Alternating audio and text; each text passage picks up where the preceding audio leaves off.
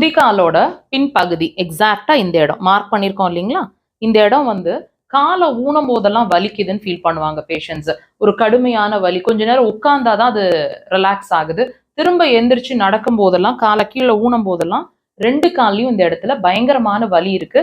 சிலருக்கு இந்த இடத்துல ஒரு வீக்கம், நல்லாவே ஒரு வீக்கம் தெரியும். இந்த வலி, இந்த வீக்கம் இருந்துச்சுன்னா வித்தின் செகண்ட்ஸ் உங்களோட வலி, அதாவது வலியை குறைக்க முடியும், வீக்கம் டைம் ஆகுங்க. பாயிண்ட் லொகேட் பண்றோம் பாருங்க. கால் பாதத்தோட நடுவுல, அதாவது நம்ம மெட்டி போடுற விரலோட நடு பகுதியில அந்த பாயிண்ட் இருக்கு. இந்த பாயிண்ட் நீங்க உடன் இன்ஸ்ட்ருமெண்ட்ஸ் வச்சிருக்கீங்கன்னா இப்படி பிரஷர்ஸ், டீப் பிரஷரா இருக்கட்டும், விரல்கள்னா நல்ல பிரஷர். முடிஞ்ச வரைக்கும் ஒரு பென்னோட டிப் இருந்துச்சு, பென் வச்சிருக்கீங்க, பென்னோட டிப் வச்சுட்டு நீங்க நல்ல பிரஷர், அதாவது நீடில் போட்டா, அக்குபஞ்சர் நீடில் போட்டா எந்த அளவுக்கு உங்களுக்கு வலி தெரியுமோ அந்த வலி மாதிரி உங்களோட பிரஷர் இருக்கணும் 3ல இருந்து 5 முறை.